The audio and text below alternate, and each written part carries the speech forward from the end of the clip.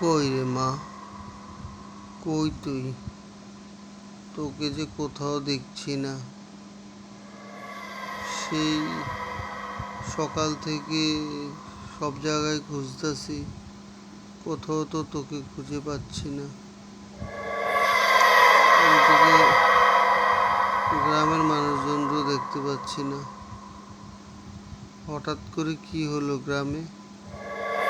গ্রামে কি কোনো ভূত আসলো, না জিনে আসর করলো যে গ্রামের সব মানুষ অদৃশ্য?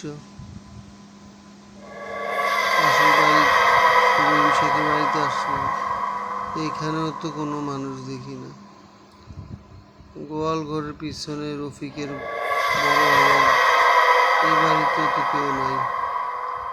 কি হলো হঠাৎ? গ্রামের একটা মানুষও দেখতে পাচ্ছি না। এই কি জিনে আসর করলো? বাসার ভিতরেও তো কাউকে দেখতে পাচ্ছি না। এই রহিম, সবাই কোথায় গেল? সবার জিনিসপত্র কাপড় চোপড় আছে, কিন্তু মানুষ কই? খাবার সব আছে, একজনকে তো দেখতে পাচ্ছি না। যাই তাইলে বাইরে দেখি। কিন্তু সেই জন্য পুরো গ্রামের মানুষ অদৃশ্য, চুলাতে রান্না হইতেছে। কিন্তু কাকিমা কোথায়? কাকিমাকে তো দেখছি না। আমার তো ভয় লাগতেছে। সেই সকাল থেকে গ্রামের একটা মানুষকে দেখতে পাচ্ছি না। সবাই একত্রে গেল কোথায়? চিন্তার বিষয়। কি হলো? সবাই একসাথে ভ্যানিশ। এই কি অদৃশ্যের খেলা! আমার তো গ্রামে তাকে ভয় পেতেছে। ওদিকে রাত্রি হয়ে আসছে, কাউরই দেখতে পাচ্ছি না। পুরো গ্রামে শুধু আমি একমাত্র মানুষ মনে হয়। পুরো গ্রাম ফাঁকা, কোনো মানুষ নাই।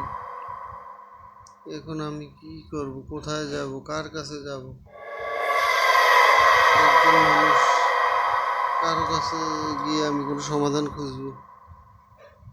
ওদিকে রাত্রি হচ্ছে, পুলিশ স্টেশন আসলাম, দেখি পুলিশ স্টেশনও তো ফাঁকা, কাউকে কোথাও দেখছি না।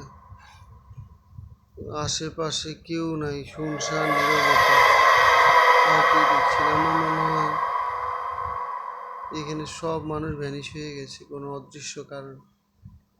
থানার ভিতরে তো কাউকে দেখছি না, কিচ্ছুই নেই। হ্যাঁ হ্যাঁ, কি হলো? আমার তো